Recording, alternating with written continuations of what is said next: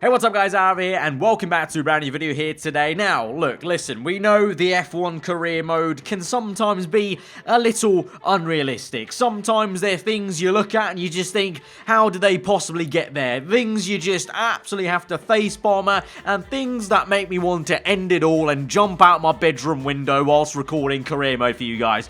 So, in today's video, we're compiling 7 of the, well, not the most of it, just 7 unrealistic things in F1 2019 career. There might be others that I've not thought of that are maybe more unrealistic than the ones I've got, and in that case, let me know in the comments below. But be sure to smash the like button if you do end up enjoying the video by the end of it. Let's get into this comprehensive list I've got right in front. Oh my god, I actually hurt myself hitting the piece of paper there.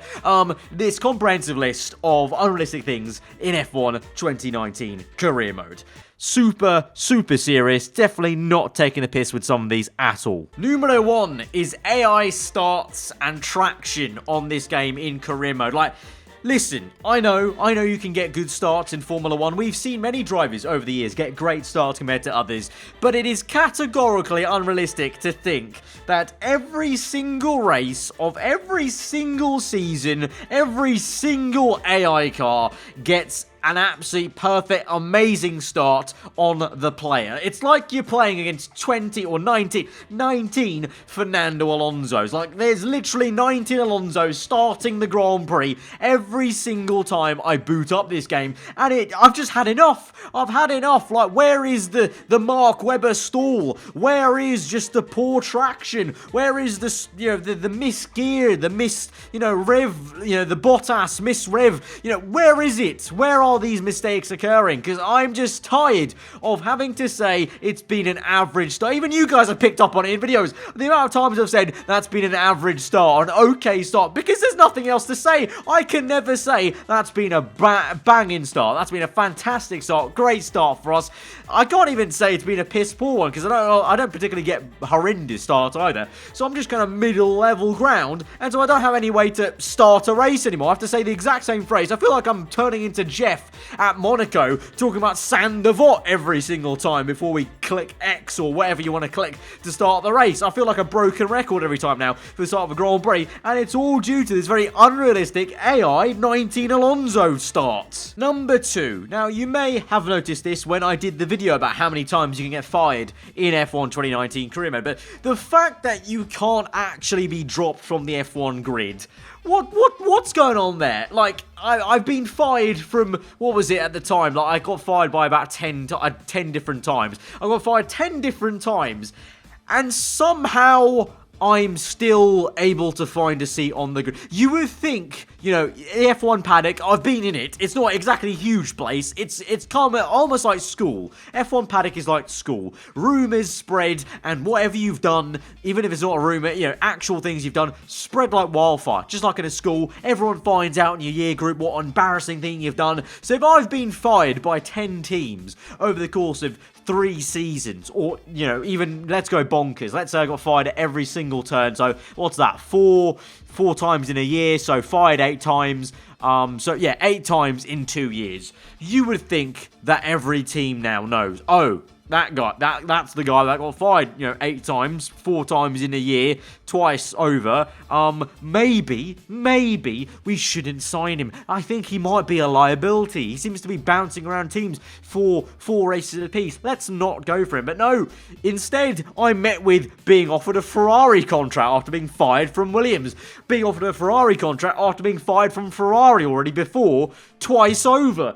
What's going on? Just let me leave. If it's my time to go, I'll go. Just end the game. End the career mode save. Just tell me, have a message. You're too shit for F1 2019 career mode and all these teams right now you want to play with. So in the famous words of Arsenal Fan TV, it's time to go. Number 3, Lucas Weber. Yeah, that's just the point. That's it. That Lucas Weber. Explain.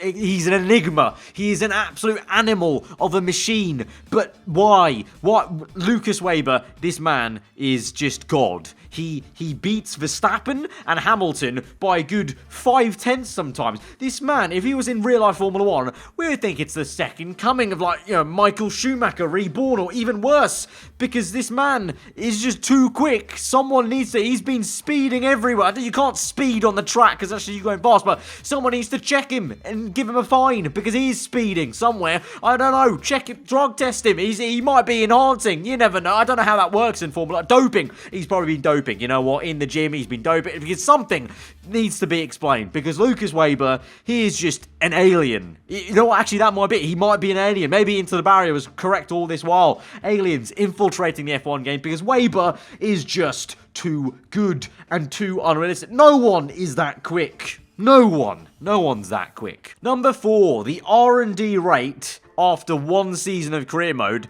is bonkers, and that's a little bit to do with the Lucas Weber effect. Let's think about this. So Renault, in my career mode, were the worst team on the grid. In less than a season, they've moved to the most dominant force in Formula 1. Now, we all wish this was a thing in Formula 1. Sadly, though, teams like Caterham, Marussia, Manor, whatever you want to call them, and HRT is clearly a great example that this is not the case in real life Formula 1. So this is the most unrealistic thing I've ever seen of teams upgrade. Don't get me wrong, it's actually quite fun. I actually enjoy it. This is a side note. I actually enjoy it. So don't remove it, Codies. I actually quite enjoy everyone being bonkers and upgrading so much. But if we're being real, it is pretty insane. Like, Renault go from worst to first in about 2/3 of the season. If that was the case in real life, well, Renault would not be where they are right. I'm pretty sure in real life they'd want that to happen right now. That could really, you know what, I think Ricciardo would be praying for that. If Ricciardo ever watches any F1 2019 career mode, he's going to be wondering, hang on, how do I get a bit of this action in real life? Because I'm stuck here looking like an absolute wombat in not even best of the rest midfield, because that's McLaren. Number 5, Claire's interview questions in career mode. Let's face it, they're all about Lucas Weber and Devin Butler. But realistically, there are 17, I have to think about that, 17 other drivers on the grid. Do you not want to maybe question me about Sebastian Vettel, the 4-time world champ, Lewis Hamilton, the man I'm fighting the No, just Lucas Weber and Devin Butler? Cool, I just went from last to first, but you want to question me about Weber's great overtake? What about my great overtaking, huh? You asked about Lucas Weber's great overtaking. I just overtook 19 cars for that race win, thank you very much. Where's my line of questioning? Devin Butler made 2 overtakes, and you're asking me about his aggressive style of drive. I don't know. I didn't even see him in the race. Number 6. Now, this should have been actually maybe just after the point I made about being fired and never actually leaving the grid of Formula 1, but contract negotiations. We feel like we've all accepted it as a game mechanic. It's a good game mechanic, but if we're being honest here, we have to renegotiate our own contract 4 times in a year. What's up with that? Like, really? Four times in a year? I don't even renegotiate my phone contract 4 times in a year, and yet we have to do it with our Formula 1 drive. There's something a little bit off about that. So if we're being real, it is quite unrealistic. Like, literally, I don't know, Max Verstappen sitting there like, right, cool, gaffer, I've had 4 banging races, let's renegotiate the contract. Cool, yep, signing much better improvement from the one I started. That's sound, cool. After 4 great races, banger, awesome. 4 races passed. Yeah, you know what? I've not dipped in performance. Let me renegotiate the contract and sign the exact same contract I've just signed before. But don't get me wrong, like I said, this is a little bit of a joke.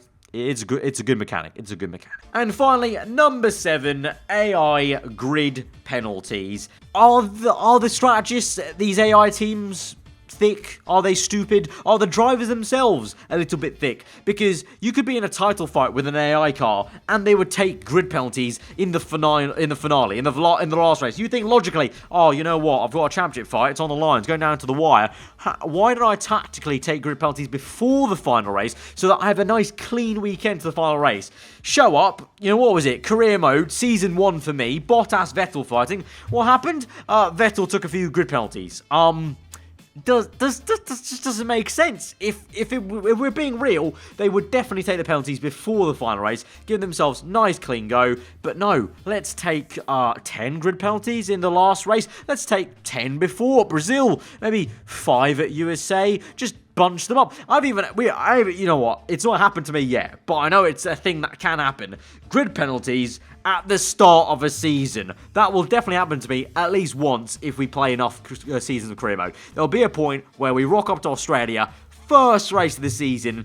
What's gone here, lad? Like, how could you have possibly broken an engine that much in 3 practice sessions and a qualifying session for you to take a grid penalty in the first race of this? Just what have you been doing? Have you been revving the car out in second gear the entire? Did you go back into the motorhome and smash the engine to bits with a hammer? What's occurred? What's occurred here? And a final honourable mention, number 8 honourable mention, is going to be the driver transfers. They're all just a bit bonkers, aren't they? I mean, Verstappen to Renault. When's that ever going to happen, huh? He's never going to go to Renault. Albeit, obviously, he moved to Renault my career mode because Renault were the best team then. But still, I mean, I've seen some of your guys' screenshots to me. Some of them out of this. Kubica up the order to Mercedes. Sainz to Mercedes. Ricciardo to McLaren or something like that. Vettel back to Red Bull. You never go back to Red Bull. Hamilton to Williams. Some of these transfers, absolutely crazy. Unrealistic, but that's why it's honorable mention, because I actually quite enjoy it. And to be fair, as I said at the very start, this is a bit of a parody sort of unrealistic list, because a lot of these I actually don't mind, I actually quite enjoy, to be fair, but just having a bit of a laugh, bit of a joke here, with plenty of unrealistic things that I think we all can enjoy in career mode. But if you take a good hard look at it, they are pretty unrealistic, but it's a video game, it's good fun, so a lot of these things, to be honest, I couldn't care less about. They're all good fun, keep them in there. But just a little fun little video I thought I'd do today about really delving deep and opening our eyes to some of the things that happen in F1 2019 career mode. So guys, if you did enjoy the video, be sure to smash the like button. If you did agree with some of them, let me know in the comments below. If you can think of other ones, let me know in the comments below. If you're on your own here, do subscribe for weekly full-on content. I've been aarava. Hope you enjoyed today. I'll see you guys next time. Goodbye.